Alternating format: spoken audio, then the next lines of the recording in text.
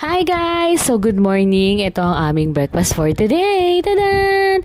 So meron kaming hotdog na may egg, meron kaming hotdog, meron kaming maling. So nakikita niyo 'di ba, yung mga ulam namin nakalagay na sa plate. Buti ko na siya nakalimutan i-video. Buti na nakaabot pa ako. And then meron kaming tuyo.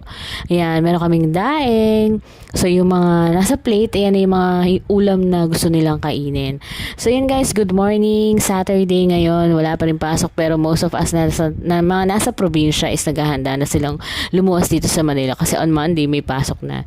So kung meron kayong suggestion, comment nyo lang below. Follow me guys. Pwede na ako makatanggap ng star. So yun ang aking mudra. Naghahanda na ng aming table.